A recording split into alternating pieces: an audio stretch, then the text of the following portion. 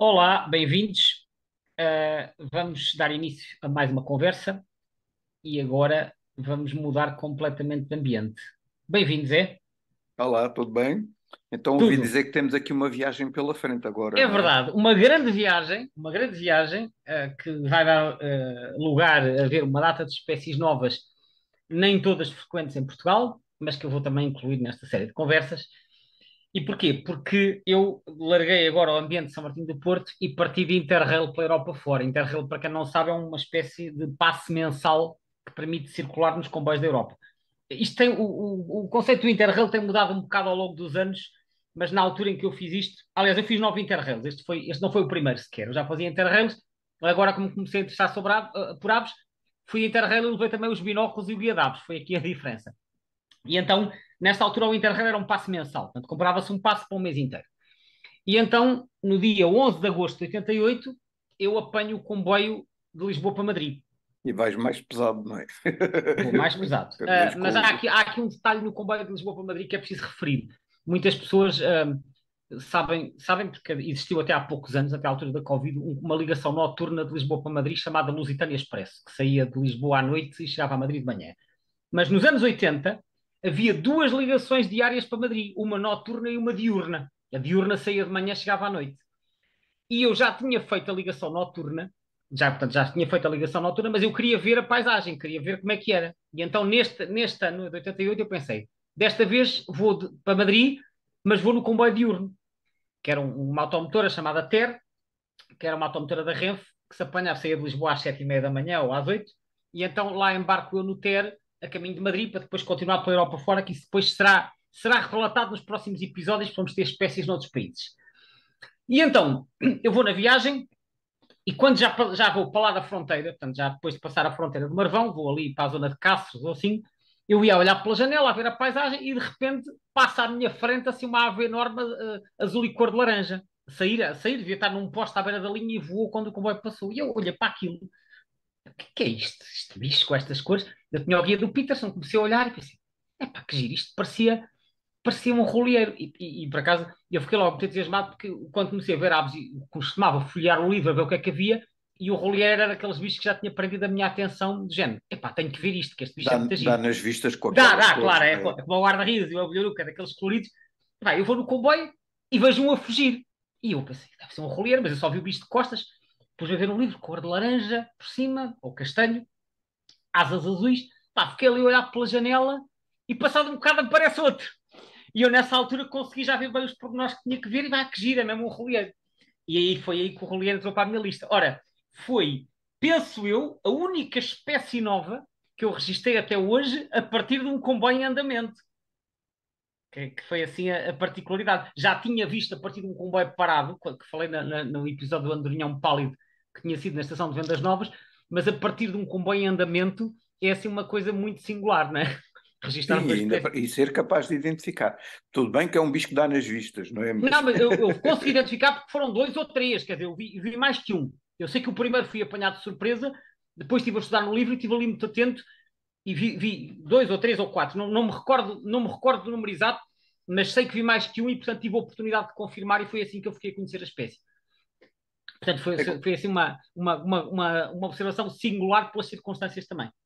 é que também é importante esclarecer que isto é uma espécie que tem um habitat extremamente fragmentado, não é? Aliás, isso é um dos problemas desta espécie em Portugal, não é? Bom, eles são, vamos ver, o rolheiro é uma ave de zonas abertas.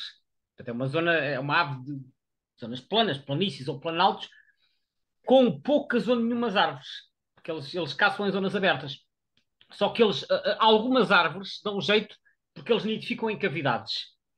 E essas cavidades podem ser essencialmente de três tipos. Ou é buracos de árvore, árvores velhas que tenham cavidades que eles usam, que aliás ancestralmente terá sido esse a forma de reprodução, porque a maioria das aves que nós hoje conhecemos a nidificar em cavidades de edifícios, quando não havia edifícios, tinham que nidificar em cavidades naturais, e as cavidades naturais seriam em árvores ou em rochas, né?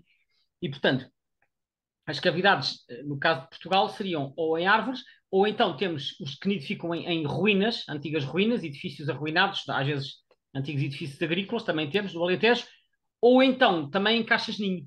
que aliás existem vários programas no Baixo Alentejo de colocação de caixas ninho, baixo e alto, de colocação de caixas ninho para favorecer a nidificação dos roleiros. Portanto, mas essencialmente eles gostam de terrenos bastante abertos. Mas ele é apanhado de vez em quando assim em sítios fora do normal. Eu lembro-me de já ter visto, por exemplo, aqui nas Lesírias do Sim, sim, Tejo. sim, aparecem especialmente no final do verão, porque depois de determinada a reprodução, que termina talvez no início de julho, antes de migrarem, eles migram para a África, né, para a África Austral, alguns que já foram seguidos vão até à Namíbia, por exemplo, mas às vezes eles fazem alguma dispersão e até já havia uns mapas partilhados de aves marcadas na zona de Castro Verde, que depois foram até ao litoral norte ou centro, andaram por ali uma semana ou duas e depois é que migraram para a África. Portanto, alguns, não necessariamente todos, mas alguns dos que aparecem, quer na Lesíria, quer há 2 ou 3 anos apareceu um lá em cima ao pé de Esposende, um bocadinho acima do Porto. Eu já vi 2 em Sintra também, na base aérea. Podem aparecer, portanto, aparecem no Algarve, aves em dispersão na época de migração, seja em abril, maio, seja em agosto, setembro, podem aparecer em qualquer lado, são dispersões. E repara, aves migratórias podem aparecer em habitats muito atípicos. Acontece com qualquer espécie. Porque, como nós já falamos, uma ave que está a migrar tem que se contentar com aquilo que há. Primeiro ponto, né? Que nem sempre é o habitat ideal. E depois também há outra coisa. Uma ave que está a migrar só precisa de um sítio que tenha alimento. Enquanto que, para falarmos de reprodução, aí já não basta haver alimento. Tem que haver alimento para o próprio e para o parceiro e para as crias e tem que haver um local para construir o ninho. Portanto, as aves são mais exigentes no que toca aos locais de reprodução do que em relação aos locais de passagem ou de invernada. Ok? Esta ave é uma ave que falaste agora do alimento, que se alimenta essencialmente de insetos de grande dimensão, não é? Portanto, estamos a falar de gafanhotos, ortopteros, Sim, coisas do coleópteros, género, não é? Coleópteros, ortópteros, sim. sim, essencialmente sim. Portanto, repara que isto também já é uma ave com alguma dimensão e, portanto, apanha presas já com algum tamanho.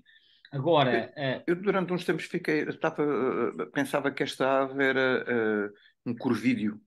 Uh, ele não é o corvídeo, mas o nome Coráceas, né? Coráceas, que é o género, que aliás é um nome original do Linneu, é curioso porque o Roliero, o Coráceas garrulus, nunca mudou de nome desde que foi dado o nome pelo Linneu.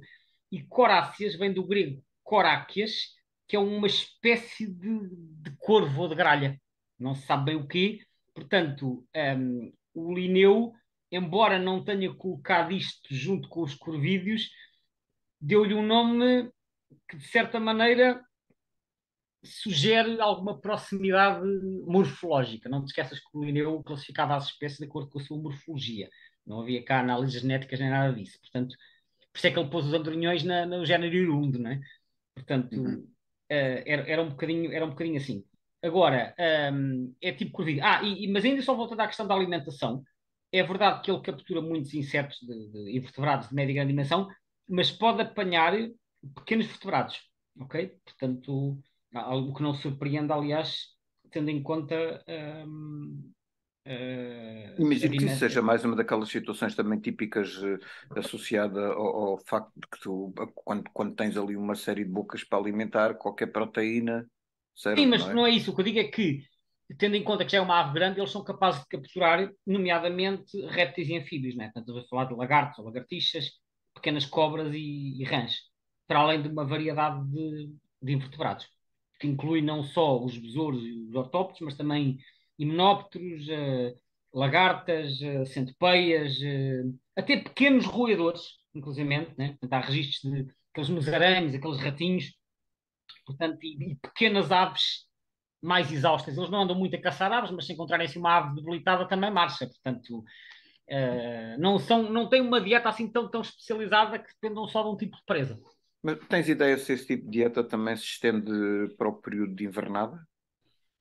Eu Uh, pergunto isso precisamente por causa dessa questão há o que muitas eu, o que espécies eu que li, mudam um bocado a dieta quando é na altura dos ninhos, não é? sim, sim, porque por um lado isso, e por outro lado também, quando mudam de região, noutra época, têm que conseguir sobreviver com aquilo que há nessa região de invernada, que às vezes é diferente do que há na região de origem. Por exemplo, em África, isto diz no Birds of the World, diz que em África há registros deles ficarem, sabes, aquelas termiteiras, não é? Sim, sim, sim. Aqueles montes onde há aquelas colónias de termitas, não é? Ou de formigas, e eles ficam ali a caçar junto a esse tipo de colónias. Estruturas, né? Ok. Portanto, sim. Portanto, mas sim, a dieta pode variar com outras regiões. Aliás, eu diria que muitas aves migradoras têm mesmo que fazer isso, porque só por acaso é que o tipo de presas é a mesma na região de origem e na região de invernada, além de haver variações ao longo do ano, porque há itens que só estão disponíveis em certas épocas. Mas sim, portanto, a dieta varia um bocadinho em África. Eu não estive a ler mais em detalhe sobre o que é que eles comem em África, mas provavelmente aproveitam-se daquilo que há lá. Uhum. Eh, sei que esta espécie, agora na nova lista vermelha, foi também revista a situação do- de proteção, né? Portanto, da espécie, O não é? estatuto de ameaça, O sim. estatuto de ameaça, Bom, sim. é assim, o roleeiro está numa situação bastante complicada, é o que se pode dizer.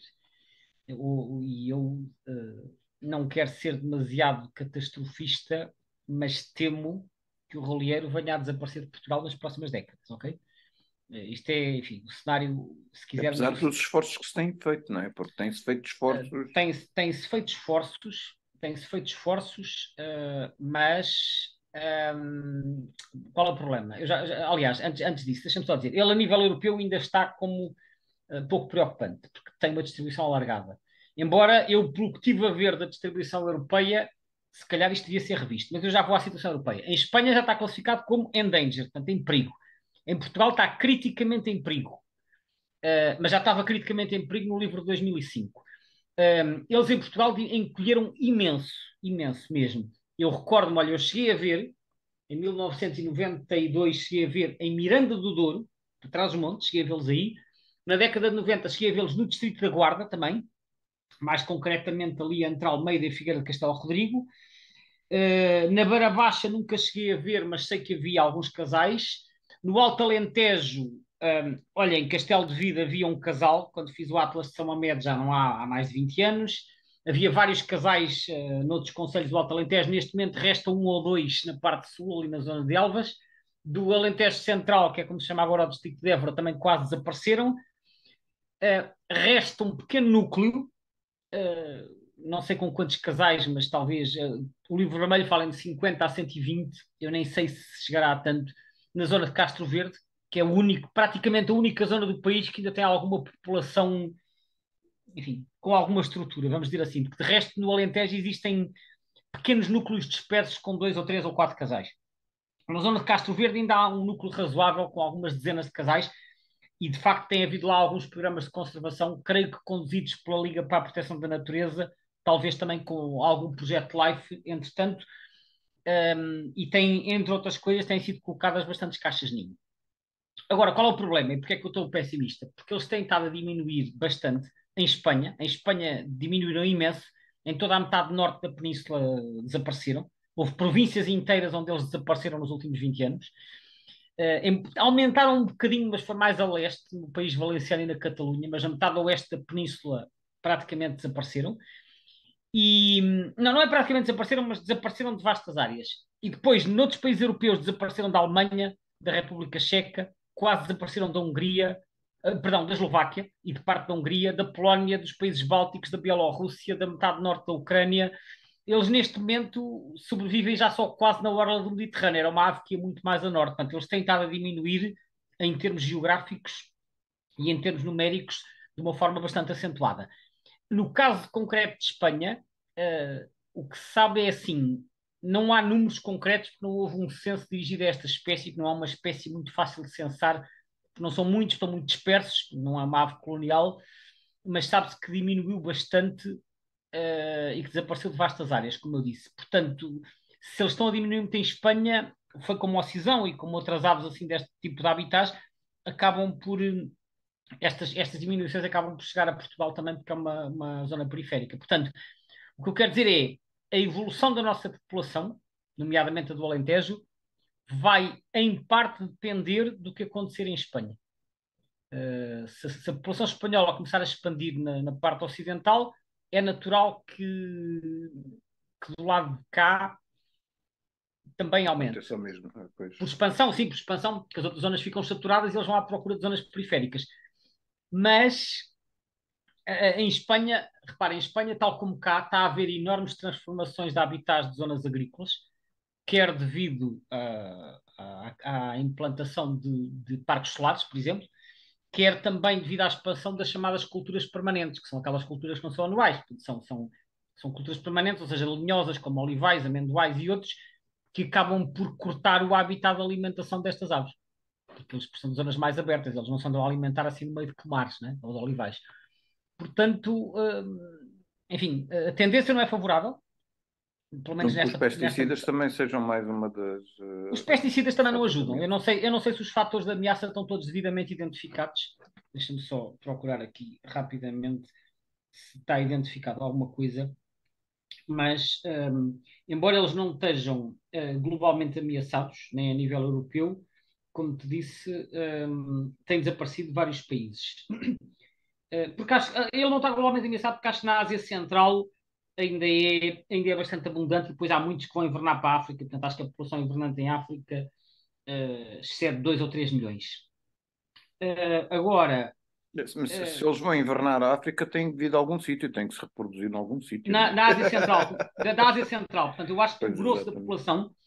o grosso da população, uh, quer dizer, não sei se os números são, são muito específicos nesses países da Ásia, há menos monitorização. Na Europa haverá, eu penso, pelo que diz no Birds of the World, a população europeia andará entre os 40 mil e os 80 mil casais. Mas como a área de distribuição é muito vasta, penso que na Ásia Central é onde estará a maior parte da população. Mas eles referem que houve grandes diminuições em vários países europeus. Portanto, eu olhando para o mapa do segundo Atlas Europeu, eu vejo uma forte diminuição da área de ocorrência na Europa.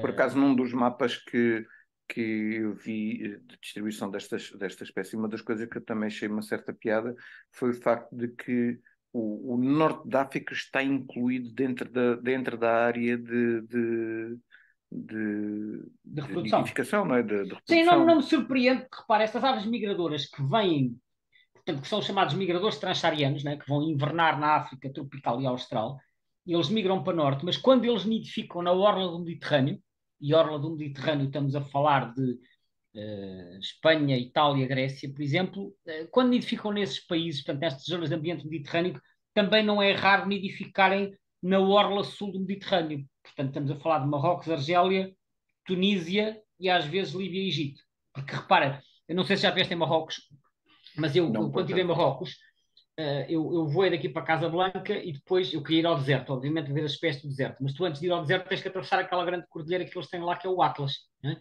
Que vai aos 4 mil metros, ou o que é. E o que eu achei piada, eu fui de Casablanca até ao Atlas, depois passei as montanhas e estive do lado de lá. Ora, a sul do Atlas é um ambiente desértico e semidesértico. É aquilo que tu imaginas um bocado do Sara. Embora talvez com mais calhau do que areia. Mas a norte do Atlas, isso foi aquela parte que me surpreendeu, a norte do Atlas, portanto, entre o Atlas e o Mediterrâneo, eu olhava para a paisagem e pensava, isto podia ser em Portugal ou em Espanha. Vês campos de cereais, vês pomares, vês olivais, não vês nada aquele ambiente de oásis e tal que a gente imagina do Saara, isso vês do Atlas para lá. E, portanto, porquê é que eu estou a dizer isto? Para dizer que a norte do Atlas, portanto, na parte que está entre o Atlas e o Mediterrâneo, ou a costa atlântica também, no caso de Marrocos, o ambiente é mais parecido com o do sul da Europa do que com o ambiente do deserto. Daí que não me surpreenda que muitas destas aves que identificam no sul da Europa também identificam no norte de Marrocos. Portanto, eu estive lá e vi o ambiente e tem muitas semelhanças. Ok. Faz sentido. É Sim, influência exatamente. mediterrânica, não é? Ou seja, exatamente, ou seja, o que eu quero dizer é se elas encontram estas condições no sul de Portugal e no sul de Espanha, em muitos casos também as encontram no norte de Marrocos. Depois olhas para os mapas de distribuição de Marrocos e aquilo termina no Atlas. Passas para o sul do Atlas e já não tem lá, porque aquilo depois já é deserto, ou semi-deserto. Aí tens outras espécies, que são aquelas espécies que nos levam a ir a Marrocos. Ou seja, eu estou a dizer, dito de outra maneira, se alguém quiser ir ver aves a Marrocos, só faz sentido fazer se for para passar o Atlas, porque se é para vir a norte do Atlas, vai ver as mesmas coisas que vê aqui. Exato. Pode ver duas ou três espécies novas, mas não vê grande coisa. Portanto, aquilo que faz a diferença e que é mais interessante está para lá do Atlas. Portanto, os rolieiros identificam em Marrocos, voltando aqui à nossa espécie, mas é do Atlas para cá. Ok. Seja como for, agora estava aqui a pensar também num outro aspecto, que é em termos de subespécies, esta, pelos vistos, é uma espécie que também tem duas ou três subespécies identificadas, não é? Ficar confirmado, não sei se de Duas, cor. pelo menos, a Tem duas, garrusa tem duas. nominal e uma Tem. No Minoc deve ser europeia, seminaui. a Semenaui, que é do Iraque e do Irão, e que depois vai até ao Cazaquistão. Portanto, é mais asiática. Também migram para a África. Sim, vai tudo para a África, São vai os tudo tais invernar para a África. são os tais, digamos então, que sustentam o Estatuto Prova- Global de não Police supostamente Concern, não é? é assim. Eu olhando para o mapa de distribuição de registros no IBIRD, também há muitos registros na Índia, embora isso não esteja no mapa que eles têm lá de distribuição. Portanto, eu não sei se a Índia é zona de passagem ou se vão invernar lá também. É possível, teria que averiguar mais isso. Agora sim, portanto, há uma subespécie europeia, que é a Coráceas garrulus, uma espécie nominal, que vai até ao noroeste do Irão e ao sudoeste da Sibéria, e e há outra espécie que é do Iraque e do Irão para lá, até ao Cazaquistão e até à China, e que também inverna em África. Eles não falam em invernada da Índia, portanto a Índia pode ser uma zona de passagem. Agora, mete-me uma confusão como é que o Estatuto a nível Europa também é List Concern? O que é que sustenta? Não sei, teria que ir ver o que é que diz o livro vermelho Eu europeu. estou a Não perguntar isto tive. porque, assim, assumindo que Portugal e Espanha sejam relativamente, e vá lá, Itália e aquelas zonas mais mediterrânicas, não é? Que sejam os locais de preferência para a reprodução desta espécie, só se estivermos a falar da Europa de Leste, não é? Tenho Talvez que na ir, olha, Europa é de assim, Leste, não vou é? ser sincero, tenho que ir pesquisar e prometo falar disso na segunda volta, porque hoje já chegamos ao fim do nosso tempo. Exato, também é verdade. Ok? Olha, vamos encerrar por aqui, vamos deixar mais uma vez uma série de coisas para discutir e aprofundar. Sem dúvida.